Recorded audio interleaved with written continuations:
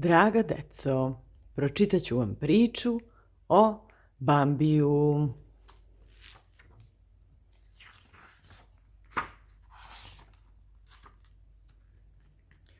Šuma je oduvek sa radošću dočekivala izlazak sunca, koje je tog jutra veselim šumskim stvorenjima donelo više od novog dana. Bila je to radosna vest koja obradovala razigrane zečiće i veverice. Poput ushićene dece žurili su da se jave prijateljima. Jeste li čuli, odzvanjali su zvonki glasići, proleće je stiglo u šumu. I to nije sve, crkutale su raspevane ptičice. Rodio nam se kraljević, tako je malen i sladak. I zaista, u skrivenom šipragu pokraj ljupke kraljice Košute ležao je zlaćani smotuljak. To nežno pegavo mladunče krupnih sjajnih očiju i crne vlažne njuškice zbunjeno je posmatralo oduševljene životinje. O, tako je lep, veselo uzviknu umiljati zečić Lupko. Kako će se zvati mali princ? Bambi, šapnula je mama, nežno se osmehujući. Ohrabreno majčinim glasom, sanjivo lane se trudilo da ustane, ali još uvek nesigurne nožice zadrhtaše i ono skliznu na meku travu. Mladunčad u šumi brzo uče. Već za koji dan mali kraljević je bio mnogo spretniji. Trčao je na sve strane, nestrpljiv da upozna svoje šumsko kraljevstvo, njegove običaje i stanovnike. Ubrzo je nestašno mladunče bilo okruženo ljupkim, iskrenim prijateljima. Čak je poželalo da zajedno sa oposumima visi na glavačke, što je, priznaćete, za jedno kratkorepo lane zaista nemoguće. Bambi je bio omiljen među svojim drugarima koji su uživali u njegovim nestašlucima. Svi su se trudili da ga što pre nauče nečem novom. Proleće je bilo pravo vreme za to. Bambi, hajde da se valjamo po travi, vidjet ćeš, bit će zabavno, predloži Lupko. Pokazat ću ti i kako skačem, a ja ću te naučiti kako se svija gnezdo, zacrkuta ptičica. Još uvek, ne shvatajući razlike među životinjama, Bambi se pitao treba li i on da sagradi vlastito gnezdo, ali ga ta dilema napusti istog časa jer na svom repiću ugleda nešto neobično. O, bio je zadivljen. Pogledaj, Lupko, kakva neobična ptica. Pa to je leptir, nasmeja se zečić. Nikad nisi vidio leptira. Video sam, ponosno odgovori Bambi. Rasu tamo na proplanku. Lupko se valjao po travi od smeha. To nisu leptiri, to je cveće, kikotao se veseli ušonja. O, Bambi, treba još mnogo toga da naučiš. No, tada se nad šumom nadvi kišni oblak i sve se odjednom smrači. Krupne kapi padale su na travu, ali ih je žedna zemlja brzo upijala. Bežimo, uzviknu Lupko. Svi stanovnici šume potrčaše u svoja skloništa, sklanjajući se od kiše. Veverica se sakri u obližnje drvo, okretni zečić nesta u šupi pod starim hrastom, a krilate mame raširiše svoje pernate kišobrane za malene ptiće. Mamice, tiho se oglasi uplašeno lane i privi se uz majku. Hoće li ova kiša trajati zauvek? Ne, dušo, nežno se osmehnu Košuta. Ona dolazi i odlazi kad hoće, ali uvek ima kraj, kao i sve na ovom svetu. Najlepše je kada je prespavaš. Bambi poslušno spusti glavicu i zaspa uz kišnu uspavanku. Zraci jutarnjeg sunca lako obrisaše tragove kiše kao da je nije ni bilo. Samo je rosna trava bila sočnija i ukusnija nego inače. Imam iznenađenje za tebe, reče Košuta svom mladunčetu, idemo na livadu.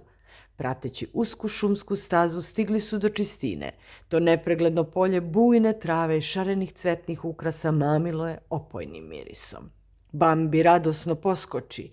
Bio je spreman da se istog časa prepusti zovu livade, ali ga brižna majka podsjeti na oprez. Sačekaj, moraš biti siguran da nema nikakve opasnosti, naročito lovaca, pouči ga. Pažljivo, onjušivši vazduh, obazriva Košuta još jednom oslušnu. Na livadi je bilo tiho, jedino je žaba kreketala na obali obližnjeg jezerceta. Začuđeno Lane pođe da upozna još jednog stanovnika ovog neobičnog kraljevstva, ali žaba bućnu u vodu. Glatka površina jezera podsjećala je na ogledalo, zato nimalo ne čudi što je zbunjeni Bambi uporno pokušavao da odgonetne njegovu tajnu. Ko je to malo Lane koje ga tako nežno gleda? Hej, obrati mu se radoznalo, ko si ti? Kako si se tu stvorio? Ja sam došao sa mamom, hoćeš da se igramo? Košuta dodirnu kopitom kristalnu površinu jezerceta i odmahnu glavom. Vidiš, to je samo tvoj odraz u vodi. Za igru su ti ipak potrebni pravi prijatelji. Zagledan u svoj odraz, Bambi nije ni primetio kako ga milo posmatraju dva topla oka. Sa druge strane jezerceta stajala je nežna Košuta sa malenom pegavom ćerkom. Upoznajte se, pozva mama Bambija. Ovo je mala Felina. Bambi do tada nikada nije sreo drugog jelena, a kamoli tako lepu Košuticu. Postidevši se pred ljupkim srnama, on za trenutak ustuknu. Međutim, uskoro su Felina i Bambi uživali u bezbrižnoj igri, veselo se premetali preko glave, sakrivali u travi, zadirkivali. Bambi je bio iznenađen Felininom spretnošću i brzinom. Često se dešavalo da trčeći za njom mali kraljevi završi u jezercetu. Iako je voleo da pobeđuje, Bambi se nikada nije ljutio zbog takvih nestašluka. Bilo je nemoguće naljutiti se na tako milo stvorenje kao što je Felina.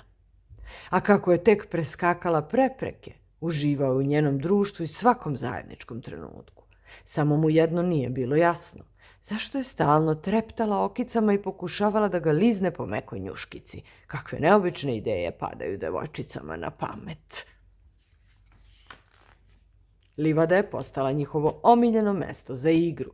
Na njoj su se okupljali jeleni iz cijelog kraja. Odrasli bi se posle sočne paše odmarali kraj jezera, dok su deca uživala u svojim maštovitim igrama. Usred jedne takve igre, dok se Bambi veselo zabavljao, snažan top od kopita zatrese zemlju. Iz guste šume se pojavi krdo jelena koje je predvodio moćni srndać raskošnih rogova. Od njegovog pogleda Bambi zadrhta. Ne boj se, tiho ga ohrabri majka, to je kralj šume, vladar ove zemlje, tvoj otac. Kralj ga nežno dodirnu njuškom, Bambi ga zadivljeno pogleda, ne verujući svojim očima. Zar je i ovaj moćni jelen nekada bio malo gologlavo Lane? Dani su prolazili postajući sve hladniji i kraći. Leto ustupilo mesto jeseni, ali se i ona ubrzo povukla pred ledenom zimom. Bambi je bio zbunjen ovim izgledom usnule šume. Mama, šta je ovo, zabrinuto upita. Ko nam je to začarao šumu? Zima, osmehnu se Košuta, a ovaj beli pokrivač zove se sneg. Pogledaj kako ostavljaš tragove u njemu.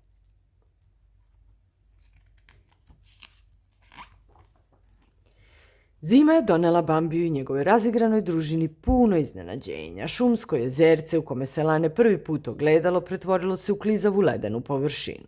Ej, Bambi, pozva ga Lupko veselo, izvodeći piruete na toj zamrznutoj ploči. Dođi, baš je zabavno. Požurivši da mu se pridruži, Bambi hrabro stade na led, ali mu nožice poleteše uvis. Već sljedećeg trena klizao je po trbuške, kočeći njuškicom. Klizanje je naime samo izgledalo lako. Lupko upomoć bespomoćno je dozivao prijatelja koji se od silnog kikotanja ubrzo i sam klizao na mekom stomačiću. Ovaj neobični zimski vozić jurio je pravo u sneg.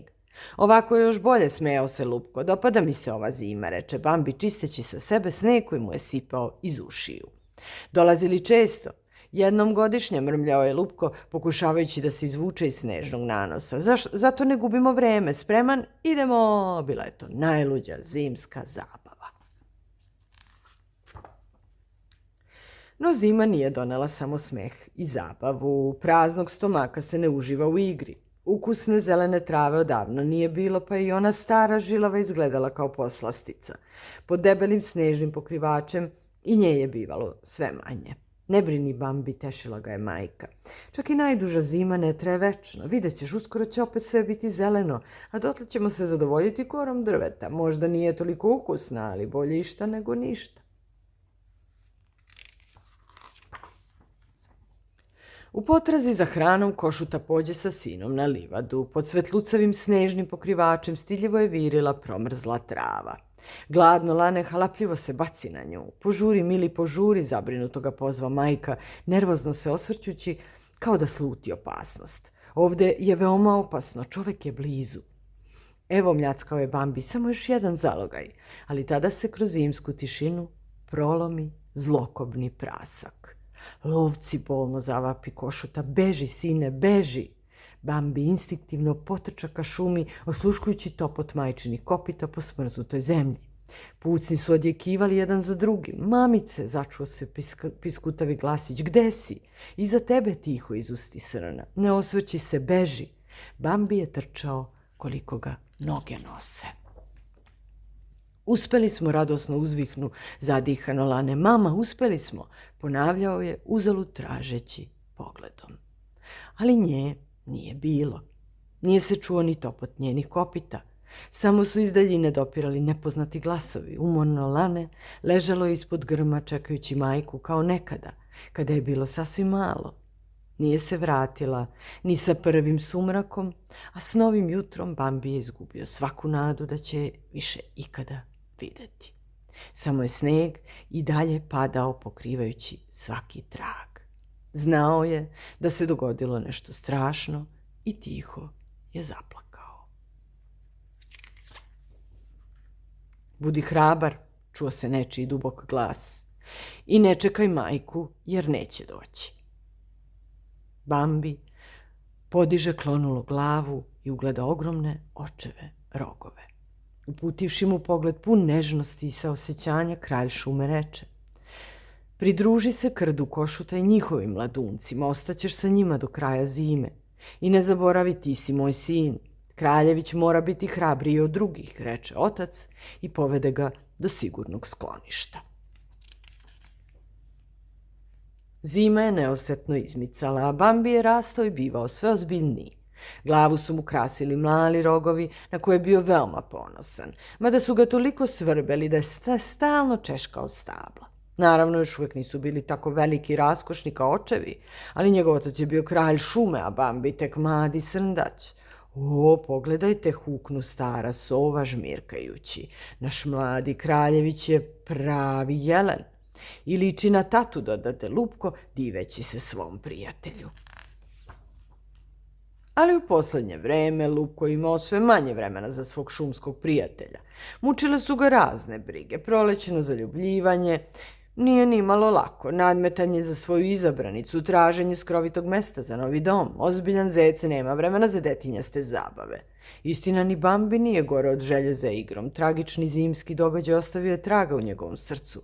Bila je to bolna praznina koja ga je pratila u ovim prolećnim danima. Šumski princ se više nije radovao ni svežoj prolećnoj travi koju je sanjao cele zime. Nije imao volje ni da se bezbrižno valja po njoj. Vetar je nosio tajanstvene mirise i šaputao neke nežne pesme budeći proleće u mladom srndaću. Hej, začu se nečiji nežni glas. Bila je to vitka mlada Košuta. Stidljivo je pognula glavu, njen glas mu je bio poznat, ali odakle? Bila je suviše lepa da bi je zaboravio. Ne prepoznaješ me?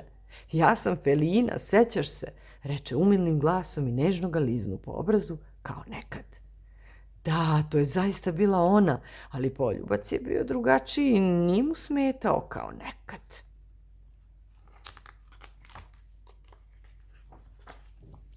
Mladi srndać i ljupka Košuta postadoše nerazdvojni. Bambi je ponovo bio srećan, ali na neki sasvim novi način. Više nije mogao da zamisli život bez Feline.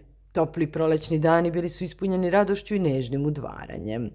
Ali nije se udvarao samo Bambi. Jedan mladi jelen želeo je da zauzme njegovo mesto, ali je borba za Felininu naklonost kratko trajala. Bila je to zaista nepromišljeno od njega. Ko bi još stao na put zaljubljenom šumskom princu? Vreme je lagano prolazilo i Bambi je verovao da su najteži trenuci ostali daleko iza njega. Šumski princ nije ni slutio da ih nove nedaće tek očekuju. Odjednom iznad vrhova vitkih stabala ugleda oblak gustog dima. Čuli su se neki neprijatni strani glasovi, širio se prepoznatljivi miris opasnosti, miris čoveka. Bilo ih je mnogo. To ga je podsjetilo na majčinu smrt. Zadrhtao je. Ovo je lovačka hajka, povika Bambi. Felina, moramo što pre da upozorimo životinje. Brzo! Bambi i Felina jurili su šumom pozivajući sve njene stanovnike na uzbunu. Ogroman strah obuze bespomoćne životinje. Neke su žurile da se što pre sakriju, druge su se pak trudile da pobegnu što dalje. Šumu ispuniše zloslutni ljudski glasovi i fijuci strela. Najgore svega bio je lavež razjarenih lovačkih pasa koji su jurili za šumskim životinjama sledeći njihove tragove. Bambi, gde si? Uplašeno je dozivala Felina. Lavež pasa bio je sve glasniji. Čuo se sa svih strana, Felina je bila u klopci. Srećom, Bambi nije bio daleko. Odvažno je napao pse, pruživši joj priliku za bekstvo, ali je sam zadobio bolnu ranu na nozi. Pobeđeni psi se u trenu izgubiše. Tek tada iscrpljeni jelen leže ispod obližnjeg stabla i klonu. Nije imao snage da nastavi borbu protiv čoveka i plamene stihije, oko njega su trčale prestrašene životinje. Sine, ustani, začu se poznati glas. Šuma gori, nije vreme za odmor, pozva ga otac, nežno ga podižući sa zemlje svojim moćnim rogovima. Jedva se oslanjajući na ranjenu nogu, Bambi pođe za njim, ali je prolazak kroz vatreni obruč sada bio gotovo nemoguć. Plamen je gutao stoletna stabla, svi su se gušili u oblaku crnog dima. Kralj šume pokušavao je da nađe put između plamenom zahvaćenih stabala. Bambi se trudio da ne poklekne, ali su ga umor i tuga sve više obuzimali. Kad bi barem znao gde je Felina. Ranjena noga ga je pri svakom koraku sve više usporavala i bol je bio sve jači, ali mu otac nije dao da se odmori. Izdrži još malo, sine, vikao je otac, moramo stići do reke. Ona nam je jedini spas, samo hrabro, nije to daleko. Vatrena stihija je gutala sve pred sobom, nade za izbavljenje bilo je sve manje. Tada začuše huk reke. Skoči u vodu, viknu kralj, otplivaćemo do vodopada. Bambi poslušao oca, teško je plivao, umorne i ranjene noge ga nisu slušale. Struja ih je vukla ka zapaljenom stablu koje je preprečilo rečni tok. Uspeli su da ga izbegnu i da se dokopaju stanovite obale. Bambi sada skupi svu snagu i skoči. Reče mu otac i sam već prilično klonuo. Bambi osjeti strah, ali nije smeo da se suprotstavi ocu, zato ga posluša i sam osjećajući da je to jedini izlaz. Činilo mu se da leti čitavu večnost dok je pred sobom gledao silovitu reku. Iznenada osjeti kako svojim malaksalim telom zaranja u penušavu vodu. On otvori oči. Bio je spasen. Na obali ga je čekala uplašena Felina. Pomogla mu je da izađe iz vode i brižno liznula njegovu povređenu nogu. Ipak, nijedno od njih nije osjećalo radost. Prizor je bio suviše bolan. Šuma koja je oduvek bila njihov dom nestajala je u neobuzdanom plamenu. Ali snaga života i ljubavi pobeđuje svaku smrt. Prošla je još jedna zima i meka trava kao i uvek je izmamila vesele stanovnike šume. U njoj se iznova rađao život. Na gorele panjeve prekrila je mahovina, nežni izdanci stabala stiljivo su izbijali iz zemlje. Razigrani zečevi i vesele veverice uzbuđeno su širile radosnu vest. Jeste li čuli, vikali su u glas, stiglo je proleće. I to nije sve, crkutom se oglasiše ptičice. Danas je mama Felina donela na svet majušnog srndaća i nežnu košoticu. Tata Bambi je sigurno veoma ponosan. I zaista stasiti kralj, Bambi bio je veoma ponosan, ipak nešto je kvarilo njegovu radost. Briga za oca. Ostareli kralj ga je pozvao da još jednom zajedno prošetaju šumom. Nekada moćni jelen je gubio snagu, ne oporavivši se do kraja od požara, sa velikim naporom podigao je glavu koju su još uvek krasili oni razgranati rogovi.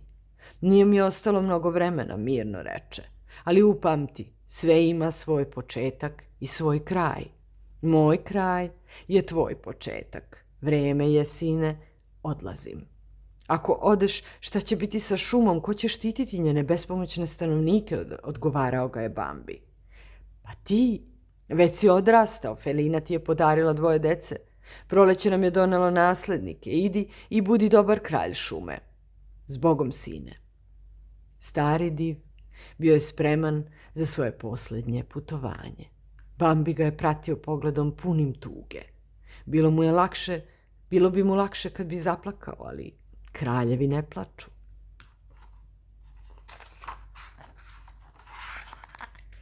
Šuma je bila lepša nego ikad. Uništeni domovi su uskoro bili obnovljeni, a uske stazice postale su pretesne za radoznale mališane. Život je bujao u šumskom kraljevstvu, brižne majke su podizale decu, očevi brinuli o svojim porodicama, mališani uživali u nestašnim igrama. Sve je bilo kako se samo poželeti može. Šta misliš, hoću li ja jednog dana biti tako snažan i lep kao tata, upita pegavi srndać. Moraš još mnogo toga da naučiš, nežno reče mama felina. Uskoro je cela kraljevska porodica bila na okupu. Bio je to pravi trenutak za prvu prolećnu šetnju do jezera, kakvu su ljubka felina i stasiti kralj Bambi još uvek pamtili. Čiča miča i gotova je i ova priča.